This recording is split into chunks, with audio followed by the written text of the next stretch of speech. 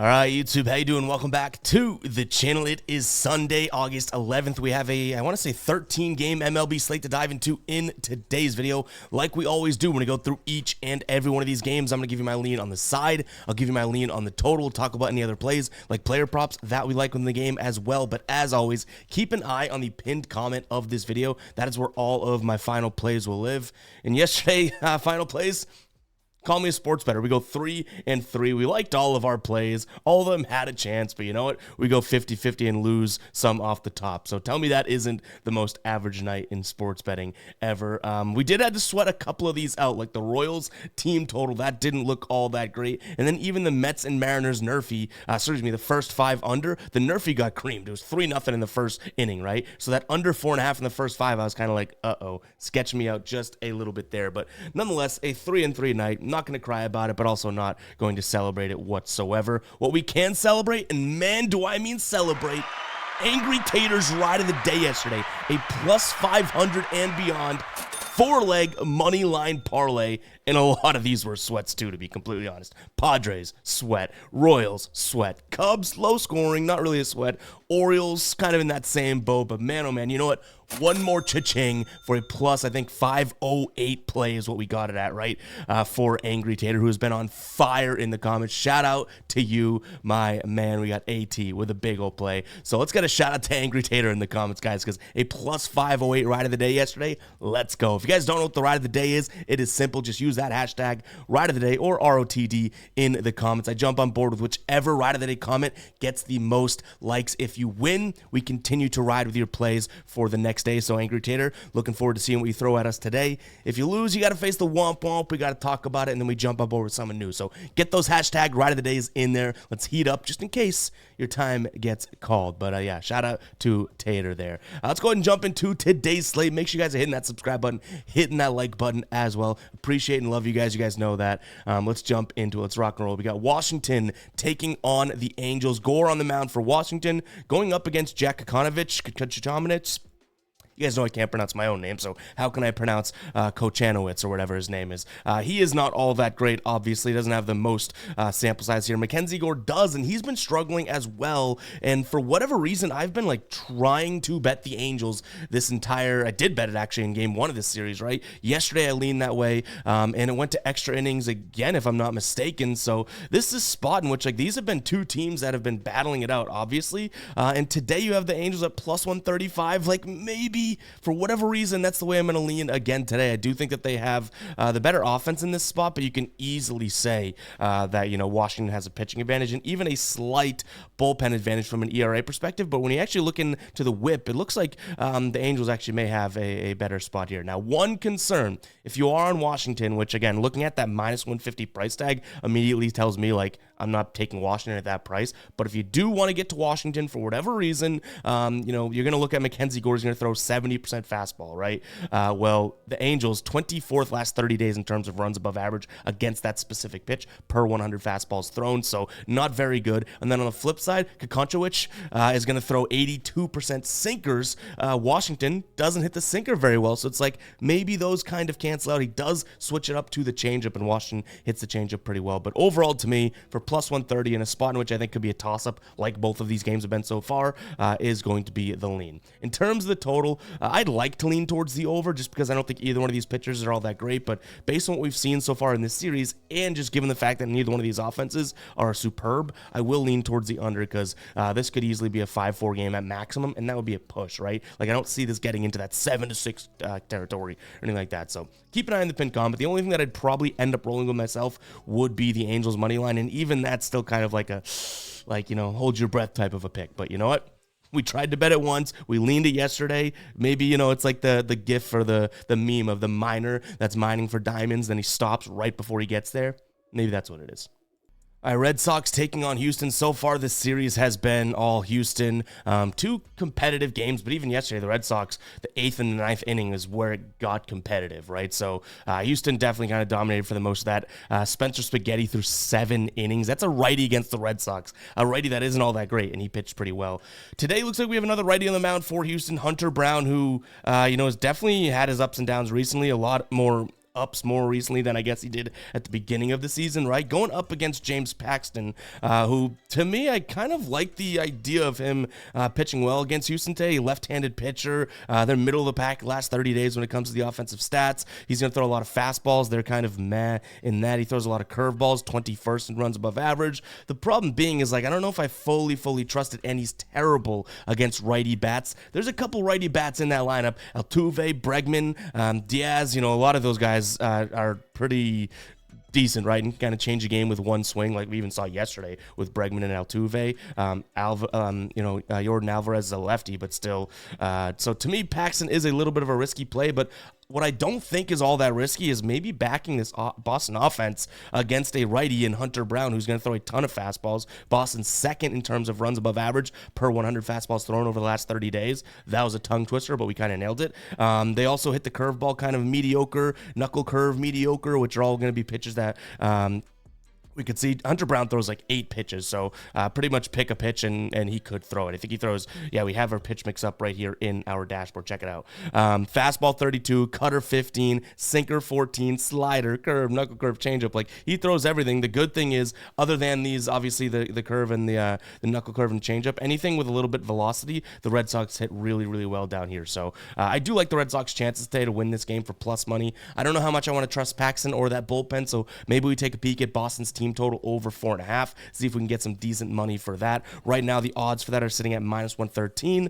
Don't mind that whatsoever, because they've already scored 4 runs in both games, and they haven't even kind of like went off yet. You know what I mean? So there's got to be a spot in this series at some point where they're at home against a righty and they look okay, right? So give me the Red Sox team total over. I would still lean them money line, but Paxton worries me a little bit. Total sitting at 10. I think we should probably see similar scoring to what we have seen in this series, especially given the fact that, I'm worried about Paxton and Hunter Brown's a righty, so I'll lean towards the over. I was pretty confident in that yesterday. Didn't bet it, kind of saved my own ass, but ends up being, 9, right? So it was right there, and the Red Sox really didn't have their best game, so I think 10 is doable today. Yankees taking on Texas. I kind of chuckle when I introduce that game because, if you go back and watch what I said about why I don't like betting doubleheaders and stuff, and how I feel like the two teams set up interesting spots for the pitchers, they were both one-sided affairs yesterday. So it's and not that you would even guess that they would go that way either. You know what I mean? It's just doubleheaders are weird, man. Today they only have one game though. We have Marcus Stroman on the mound for the Yankees going up against Andrew Heaney. Marcus Stroman, I don't know what to make of him. His last start against Toronto here, 2 innings, 2/3, 8 hits, 1 walk, so 9 base runners, 7 earned runs, only 3 strikeouts, averaged almost 25 pitches per inning. Yeah, you heard all that correctly. But he's been okay against his current Texas roster in his career. 65 plate appearances against, 213 expected batting average against, a K rate of 25%, and an expected WOBA of 285, and an expected slugging of 284. Whereas Andrew Heaney, who's starting for the Rangers, 69 plate appearances against this Yankees roster, expected batting average of 287, an expected slugging of 590, and an expected WOBA of 405. So though Marcus Stroman has been really, really shaky, I do still think that they have the pitching advantage. They definitely have the bullpen advantage, the Yankees I'm talking about. The problem isn't their offense kind of shaky against lefties? And the answer is yes, but look at the Texas lineup against righties here. We'll jump back into the dashboard. This thing's getting a lot of use today. If you guys want access to this dashboard, it's simple. Become a channel member here on YouTube. We have a link in the description. We also, I think YouTube should have a big join button next to the subscribe button if you are subscribed already. But it's $2.99 a month. You get a ton of members exclusive videos that help you build things like this. But you also get a link to this every single day of the month that you are a member. But nonetheless, this is what I was saying. Yeah, I'm a little worried about the Yankees being kind of, rough around the edges against the lefty, but Texas against righties, nothing all that, scary, right? So I think that this could be, I don't know if I like the -148 price tag, but this could be a spot in which I consider, rolling with the Yankees. But even after yesterday, Garrett Cole gets touched up by the Rangers. If Garrett Cole does and the Rangers have any momentum, I don't think I love Marcus Stroman strolling in after a terrible start, right? So I really can't get to the Rangers here unless you want to play the momentum card, because looking at Heaney against the Yankees' current guys in the roster, looking at what they do against righties over the last 30 days is enough for me to stay away. So it's Yankees or nothing for me. So keep an eye on the pinned comment. I do think the Yankees win this game. I just have to figure out if I think that price tag is worthy. And then in terms of the total, it's sitting at 9.5. I almost want to say one of these pitchers or offenses doesn't show up as strong as the other. So I'm actually going to lean towards the under, even though I think the Yankees, if all things go according to my plan, could score a decent amount of runs, but we could see like a 6-3 game type of thing. You know what I mean? So I'm going to lean towards the under in this spot. It doesn't necessarily correlate to what I was liking though, with the Yankees scoring a bunch of runs. All right, guys, before we continue on with the slate, I want to talk to you about Outlier. If you have not tried Outlier yet, now is a great time to do so. You're going to get up to a $250 first-time deposit bonus when depositing over there, and you're going to get a special free square. And they've been dropping a bunch of Olympic and just other discounted squares on their website and platform in the last few days. So go ahead and check out Underdog, guys. Again, you get that amazing offer signing up today. And what I would predict is a few more discounts coming your way as well. You can use the link in the pinned comment. You're going to get all that, or you could sign up using code GuyBoston if that's easier for you, but that link will auto-apply the code. If you don't know what Outlier Underdog is, it's simple, guys. It's a 2 and plus, player prop app, meaning you put 2 or more player props into a slip. The more you get right, the more you get paid out. I've cashed a couple different 6 for 6s on there already, so you know that I've been loving the app, right? Because that thing has been cooking for me, but go do it yourself, guys. Again, 2 or more player props into a slip, you get this deal. And it's just a really good app overall. I think their interface, the fact that you can make a play like that is really cool. They have drafts where you can compete against other people and stuff on there as well. A couple different things. So go ahead and check out Outlier. Underdog, use Outlier, the research. We'll talk about them later on in the video to make your good picks. But go check out Underdog, guys. That link is in the pinned comment. Been using it for 2 months now. We've been partnering with them for just about 3 weeks, and this app's damn cool. I always validate the apps and whatnot that I want to promote on the show because I want to make sure it's something that I use myself, and I've been loving Underdog for sure. So go check it out. Link in the pinned comment. Let's get back to these games. All right, we got Toronto taking on Oakland. Chris Bassett on the mound going up against JP Sears. In this spot, I don't even know who you'd really consider has the pitching advantage. Oakland's offense still, to me, like, even though they've kind of fallen off a cliff here, still isn't like at any given moment, I think this offense can kind of score, 4 or 5 runs, as weird as that is. And that's almost just like a gut feeling. You know what I mean? I wouldn't even say their last 10 games or so would show that, but they kind of went off, I would say, 2.5 weeks ago that make their numbers look pretty good. Toronto's offense, obviously a good offense. Yesterday, scoring 0 runs, and Oakland somehow wins that game 1-0.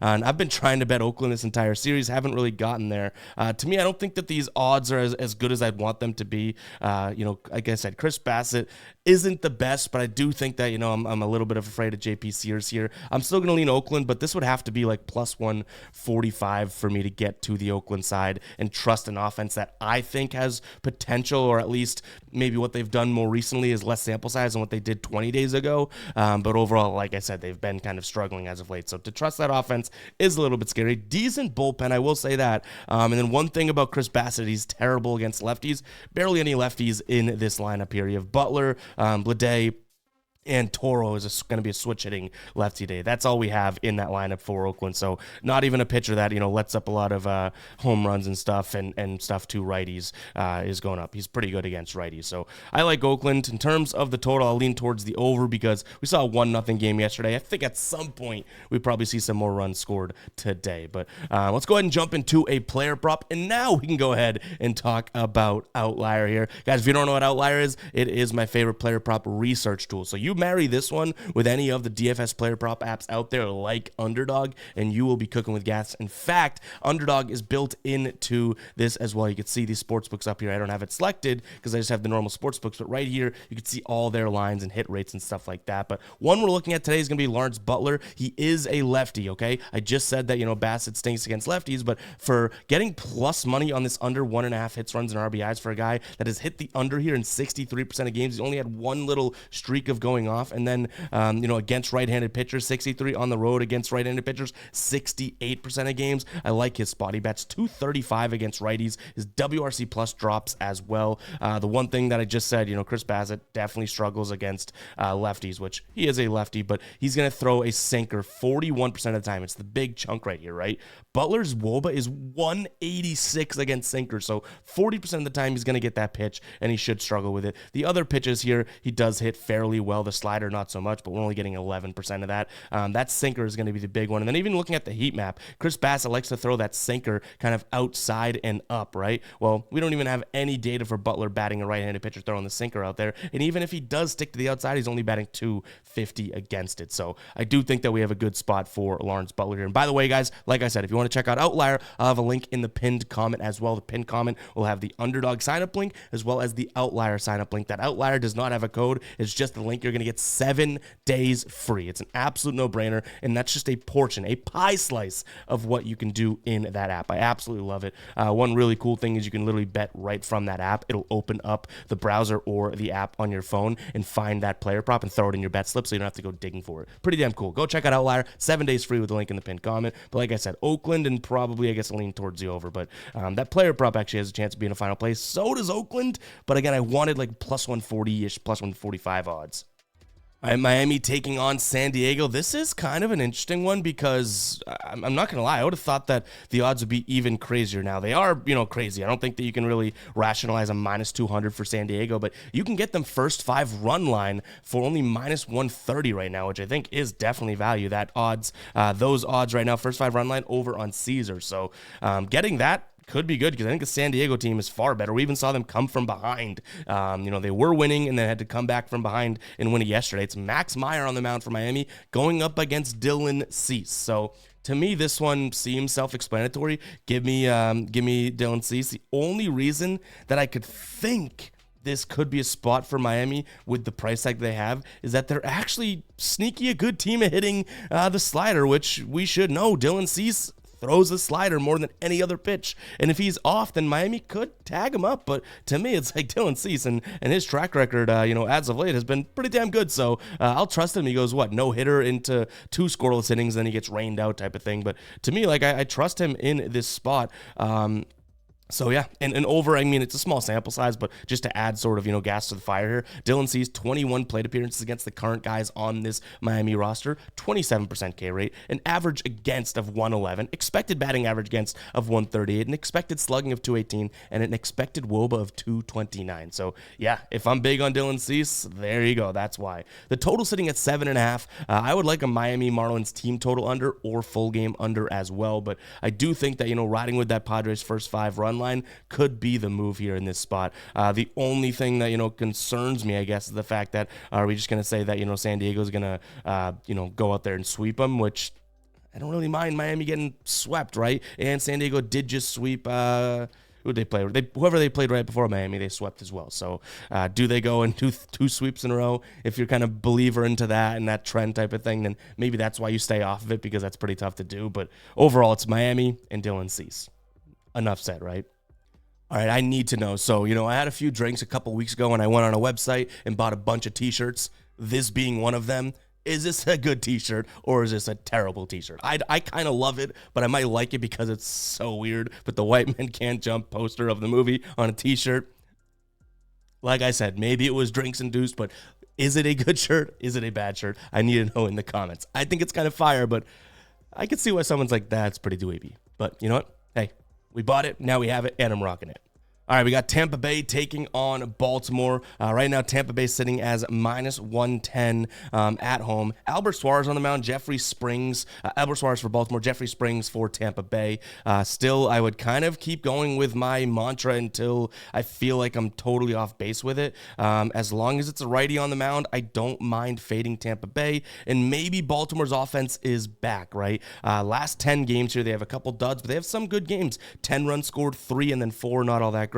I would count 4 as okay, maybe in a spot against Tampa here. But then they go 7, 9, then they have a dud too. 7, 6, 4, like I said, that's okay, right? And then 7 against Tampa Bay. Now, I would have thought that this would be a 2-1 series win, or I guess I could have probably bet that there would be no sweep in this series because these teams play each other tough overall. I think, I want to say the Orioles have won like 8 of the last 10, but still, some of these games are pretty close, so that's kind of deterring me from it, just like we talked about with San Diego, with the idea that, are you going to sweep this team, which I don't love betting sweeps, but we've already talked about it a couple times so far, I guess, on today's show, so maybe today's different.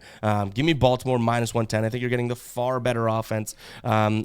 maybe the more talented bullpen. Obviously, they've been kind of shaky here, but definitely the far better offense, in my opinion, for a price that's a pick 'em. So that's kind of where I live and die with that one. I wouldn't go first five because I do think that Suarez has had some, iffy types of starts and that type of thing. So I don't want to put like all of my eggs into Suarez's basket. He is coming off of a decent game against Toronto, 5 innings pitched, 0 earned runs, just 2 hits, 6 Ks. So it's like, yeah, maybe he keeps that going. But to me, I just would rather the whole game. We saw, the Orioles a couple times now in a row utilize the whole game to kind of come back. So yeah, I'll lean towards Baltimore. In terms of the total here, you can go either way with this one. I've already given you kind of reasons why, right?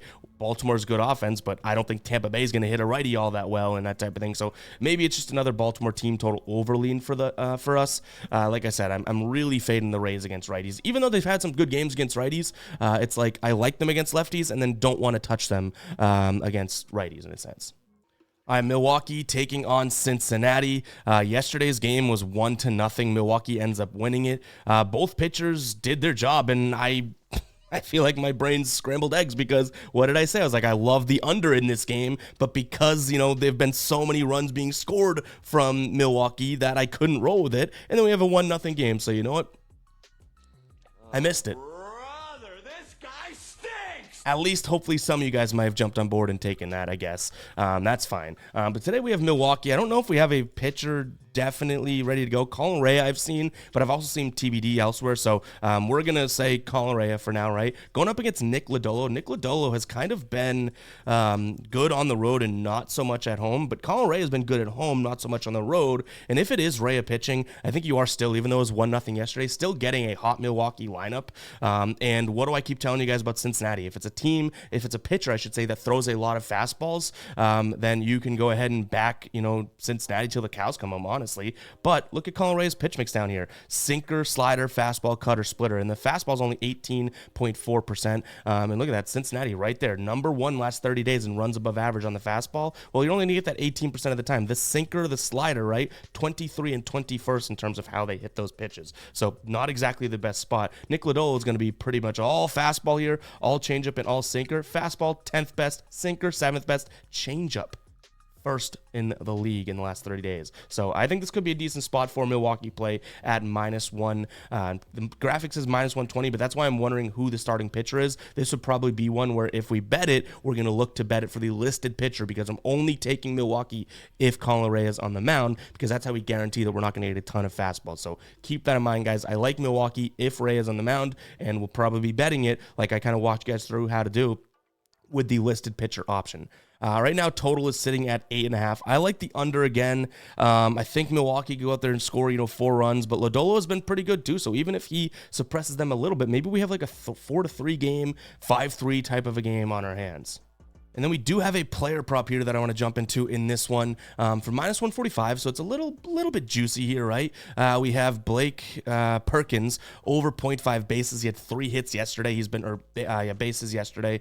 He's been going off as of late, right? On the season, 54% when going up against a left-handed pitcher. 45 at home, though, still kind of shaky. But what I like to see here, and again, he just got hot. So those season numbers, maybe not the most weight to put into, but look at this. We just want him to get on base, right? 1 base with a hit. He's batting .297 against lefties. Well, against righties, Lodolo's batting average jumps from .227 to .263. He's going to throw a ton of fastballs. We like the K rate drops, and the WOBA goes up for fastballs here. He's going to throw a ton of those. And where we locate them, up in the zone, look what we see up in the zone here for Perkins. So I like Blake Perkins here over 0.5 bases. Again, you're going to get some decent odds there as well. Actually, you're paying some decent juice, but still worth it. And this is what I was talking about. Say DraftKings, right? Best offer. You can click DraftKings. You could scan it on your phone here if you wanted to, or we could continue in browser, and it's going to open up this play. We don't have to go digging for it. It's going to throw it right in there. If I was logged in, I could put in my bet and then press place bet, and it would be in right away. So that's how cool Outlier is as well. Again, 7-day trial, link in the pinned comment. But Blake Perkins, Milwaukee, and the under. All right, Minnesota's taking on Cleveland. We have Festa on the mound for Minnesota, who's actually coming off a pretty good start against the Cubs. 5 innings pitched, just 2 hits, 2 walks, but 9 strikeouts and 0 earned runs. I don't think we've seen Tanner Bybee or BB, whatever you say it, in August yet, unless I'm missing a start in his log here. But last start, 6 innings pitched, 7 hits, 2 strikeouts, but only 2 earned runs against Detroit, and an 8-4 win for the team there. Yesterday, we saw Cleveland pull out a 2-1 win. We saw Minnesota win the 2 prior to that. Here, I think you have a better offense in Minnesota, but you do have a pitching discrepancy, I would say. Tanner Bybee, definitely a pitcher that I'd rather, but one thing that I'll say, and guys, we're getting a lot of use out of the dashboard today, so yeah, go become a channel member. I feel like I'm pushing a bunch of things in today's video, but at least I'm showing you how they help me make my bets, right? I'm not just saying, hey, go do this because it helps support me monetarily wise. No, like these are all things that I use. Ready for this? So Cleveland, their bats against Festa here. Fastball, slider, and changeup. The 3 pitches he throws. Fastball, 28th in runs above average. Terrible, right? Slider, dead last in the league. And then changeup, 24th. So even though we have what I would say a pitching advantage for Cleveland, the pitch mix doesn't look all that tremendous for, Cleveland to hit off of David Festa. Now, if you look at this from a spot of Bybee, you're going to get changeup, slider, and fastball. These pitch mixes look very similar. Okay, well, yeah, Minnesota doesn't hit the fastball all that well. But the changeup and slider, changeup 10th best, slider 3rd best, runs above average. And obviously, they already have the better batting lineup against right-handed pitchers over the last 30 days. So I think this is a spot for potential lean towards Minnesota for -110. I think you're getting very good odds because Festa's on the bump. You know what I mean? Now, one thing that I would consider, and I think that, it deserves to be said, is that the bullpen advantage is definitely Cleveland. They did send out Gaddis, Smith, and Clace yesterday, but they hadn't pitched the day before, so I expect those guys to be available. So maybe Minnesota first 5 if you want a little bit more of a safety net, just because, again, like, Cleveland's bullpen is damn good. Like I wouldn't want to take this and then they're up 4-1 after 5 and it's like, let's go. And then all of a sudden the bullpen advantage is Cleveland and they go out there and win that one. So maybe first 5, you're still going to get similar odds, probably like 115 or something. So I like that spot. Now when we're talking about a total here in this spot, I don't think Cleveland's going to score a lot of runs. I do think the Twins can hit BB, but again, he's the better pitcher. So 8, if this was 8.5, I'd lean under. I still will lean under, but I doubt I end up placing it myself. Maybe I take a peek at just the Minnesota Twins team total in the first 5 or something because it correlates to what we rolled with. But essentially, I think you're safe enough to just bet Twins money line in the first 5, and that's almost like taking their team total. Like if they go out there and score a lot of runs, we're going to be happy with the first 5, right? So we probably don't need to double dip. All right, Colorado taking on Atlanta. I had my cursor right above place bet button yesterday for that Atlanta team total over, but just couldn't get there. But before we do dive into this one, guys, if you are still watching, make sure you go ahead and comment 27. I don't need to give the spiel today, but I like doing this because I like seeing what people comment when they comment like, what's 27? Because it's like, well, if you know type of thing. But like I was saying, I did like Atlanta's team total over yesterday, and they ended up scoring 11 runs. Dakota Hudson went 2 2/3, but we can't take credit for bets we did not end up placing ourselves, right? Like we talked about it, whoopee-ki-yay. We did not end up betting it.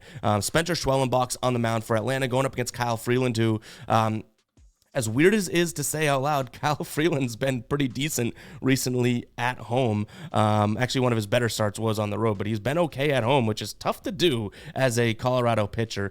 To me, though, Schwellenbach still has such a massive pitching advantage, and I don't think that there's enough there to get me to the Rocky side of things, but I don't mind the under. Like, if Schwellenbach pitches well, and then Freeland even is okay at home, an 11 total, like this could be like a 5-4 game, high scoring, and we see an under, and maybe, who knows, both these teams expensed a lot of runs last night, 11-8, right? So I'm going to lean towards the under. Maybe we could also consider a first 5 under, because it's not like these bullpens are both great, like Atlanta's bullpen is, but Colorado stanks. And then, maybe a team total under for Colorado, kind of just backing the bullpen of Atlanta and Schwellenbach. So both of those are definitely kind of in play here. Keep an eye on the pinned comment. Money line, like I said, it's pretty juicy. But, I definitely would trust the better pitcher here. And even though Colorado's numbers may look better offensively, these Atlanta Braves can clearly put up runs. And that's what we saw yesterday. And they ended up doing so, right? So I'll lean towards the Braves as well. But yeah, I'll keep an eye on what we're getting for odds and numbers here for both, like I said, the first 5 under, as well as that Colorado team total under. I want it at 5.5. I have a feeling it's going to be 4.5, which a little bit too little for me. You know what I mean? Like this is course field we're talking about here. So yeah, keep an eye on the pin comment. We'll see what we can roll with. But I think like I want to say under 5.5 right now for the first 5 under, you can get plus money for. So maybe that's something of consideration that we can roll with because kind of trust both these pitchers. It's psycho to trust Kyle Freeland, but might be happening today. All right, Giants taking on Detroit. I wish I put the farm on Logan Webb yesterday. It's had his under 5.5 hits, but like I mentioned, like I just liked his spot against Detroit. We didn't know who was pitching for Detroit yet, but still only 1 unit. It was a casher. We waited too long. We got it juiced. I think it was like minus 150 something. So unfortunate there, but that's the life of a gambler, right? You wait. You're kind of gambling on the odds, seeing what comes out, that type of thing. But you know what? We own it. We're transparent about it. We got Birdsong on the mound today, going up against Kiter Montero. This is a tough one. Like, I don't think that there's a really strong side of this one. The total's way down at 7.5 as well. I don't mind a nerfy in this spot, but guys, I might be taking a nerfy break. We were like 18-4 in nerfies in July, and we're 50-50 in, I guess, the last day of July and heading into, where we are now in August. So I like nerfies. I like betting them. I think that they, are a winnable bet, but man, oh man, have we been god-awful on them. And god-awful meaning 50% because you lose when you go 50% in sports betting, right? So I like the nerfy here. I think Birdsong and Montero one time through the lineup can look good. And then after that, it could open up, but this total's down at 7.5. So the odds makers are showing that I think it's going to be a low-scoring game. I'll follow their lead. I like the under 7.5. In terms of where I'd go money line, I guess Tigers, just because, it's minus 185 San Francisco with Birdsong on the mound. I don't think so. So give me the Tigers here on the money line, but hopefully you guys can catch my tone. I don't think this is going to be a final play, but it is where I would go if I had to roll with it. You know what I mean? All right, Dodgers taking on Pittsburgh. I think we were pretty wrong. I mean, not like crazy wrong, but we were wrong about this one yesterday for sure, right? We liked Skeens, who did pitch okay. He got kind of hit up early and then still went 6 innings, 4 runs for the Dodgers there. They won 4-1.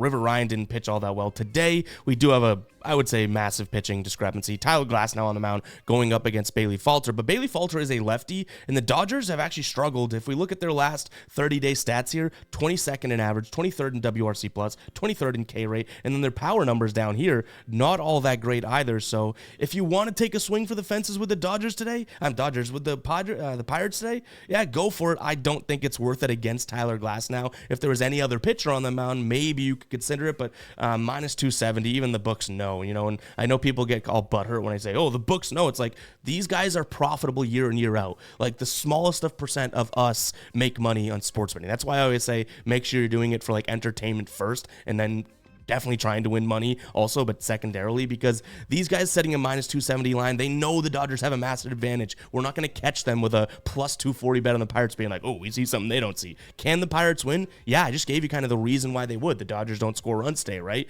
But I just wanted to make that clear. Like, if people hate when I'm like, the odds makers say minus 270, so let's follow their lead. It's like, yeah, because their lead's usually pretty damn good. They're good, Simon Says, director sometimes. So I like the Dodgers, probably some sort of money line parlay. I definitely don't really like the odds for minus 1.5 here because, again, I don't think they have that pull away speed in a sense if we were talking racing. Like that offense doesn't look like they could kind of run away with it. Total sitting at 8.5. Maybe that's where you can kind of bet the Pirates in a sense, betting the under, because now you have Glass now. He should be able to, shut down this Pirates team. And then if Falter, and that's a big if, left-handed pitcher can kind of, use that lefty arm to make it tough for the Dodgers, this could be an under game. So if you like the Pirates, maybe just roll with the under because you're also kind of backing Glass now at the same time. You don't have to get all freaky with it. All right, so Arizona wins pretty decently yesterday, 11-1, and again, another one that we didn't end up betting, but we liked. I said Arizona in the over or Phillies in the under. It was Arizona and the over. Today, I don't know if we have a listed pitcher just yet for Arizona. Let's see if that's updated. Merrill Kelly is what I have on a couple different sites here. Not sure if that's all that accurate or not, but we can go with it. We have Chris Sanchez on the mound but I think Merrill Kelly is, I guess he's up from the DL, so, or the injured list, so maybe he is coming back. But anyways, we have Chris Sanchez on the mound, who's a really, really good pitcher, but I don't know if there's anyone else in the league. You guys let me know in the comments. Is there anyone else in the league that has such a discrepancy of being good at home and bad on the road? Like a couple of those Yankees guys are, but Chris Sanchez may be the biggest example of loves pitching in Philly, and then anywhere else stinks. So tough to see that, especially when you have an Arizona offense that's kind of rocking and rolling as of late. And Sanchez is going to throw changeup, he's going to throw sinker, he's going to throw slider. All of those pitches Arizona hits very well. So I almost want to say thank you to the fact that Merrill Kelly's pitching, because you're getting plus money on Arizona here, and I like that spot. Now, if you don't want to trust Merrill Kelly, then we can take a peek at the team total over for Arizona, but to me, that plus money on Arizona seems like it could be the spot. Now, for a team total over right now, over 4.5, you're looking at plus 145. Over 3.5, you're looking at minus 130. So definitely some value on taking their team total as well. But if you like that simple plus 105, plus 110, I really don't mind Arizona on the money line. But again, I do think that there's ways of saying, hey, don't trust the pitcher, just take the team total. That's a massive thing in baseball that I feel like a lot of people don't necessarily know, as of right now. And this is a good example of, okay, so Philadelphia, right? Arizona starting Merrill Kelly. We're getting those plus odds, I believe, because Merrill Kelly's pitching. I wouldn't want to bet the listed starter, because if he gets scratched and they bring someone else up, or he's not ready because he's still hurt, and they bring up a better pitcher, those odds will get, kind of crushed. And we had some great closing line value. So there's times to bet listed pitcher, which is essentially betting the same bet, but saying I want to lock in the pitcher. If he doesn't pitch, it's voided. But then also just the normal money line, the easier way is pitcher independent. So we'll talk about that. I have like some series and some videos planning of more like, hey, here's some secret sort of educational things that take 2 seconds to do, but a lot of people don't, and they help a ton. So we'll get to that. But yeah, back to this game. I think I like Arizona and their team total over in terms of money line, and then how I would play the total. Seattle taking on the Mets. We went 1-1 in this game last night. I loved the Nerfy, and I liked the first 5 under. The one that we loved did not cash. The one we liked did, of course, because that's how it works. 4-0 win for Seattle there, on the verge of sweeping these Mets. And now, starting for them today is going to be Luis Castillo against Luis Severino. So we have two guys with the same first name. Battle of the Luises here. In terms of what we've seen from these guys against their opponents, so we'll start with Severino. 25 plate appearances against the current guys on this team, and he's been pretty good. 32% K rate, 194 expected batting average against, an expected slugging of 338, and an expected WOBA of 264. I felt like I said that so fast, like Busta Rhymes raps. But let's get into Luis Castillo now. 89 plate appearances against, and his numbers look pretty damn good too. 27% K rate, 188 expected batting average against, an expected slugging of 294, and an expected WOBA of 267. So this is going to be another spot where I defer to what I would say is a good spot in the first 5 under. Right now, under 4.5, you can get minus 125 on FanDuel, minus 130 elsewhere. It's already 7.5 for the game, right? So you're trusting 2 pitchers here to be able to go out there and do their job, and I like that spot. My one concern is these guys love to throw fastballs, and those are 2 of the pitches that both of these teams hits very, very well. So I'm trusting the pitchers in this spot, but there is sort of a reason to say, hey, these guys might not pitch good against this team, but I just listed off the stats of these guys against the current roster, right? They've been pretty good regardless of the pitch mix. So give me Seattle probably on the money line here. I don't love the sweep spot, but to me, Castillo versus Severino, and then just how Seattle's kind of been grooving at home lately. Like, I don't mind. I think they've won, 5 of the last 7 at home? Something like that. 5 of the last 8 maybe. But you could definitely bet New York for plus money today. Like, I wouldn't hate that, because if there's one thing that's probably true, they probably do have some runs log jammed there, but we're hoping they don't for that first 5 under, right? So Seattle as well as the first 5 under. I think I like the first 5 under more than anything. One thing I do like a lot is the Nerfy, but I'm going to try and stay away from it. I'm going to try and be a good boy and stay away from it. But guys, it's going to wrap it up for today's show. Hopefully you guys did enjoy. If you did, hit that like button.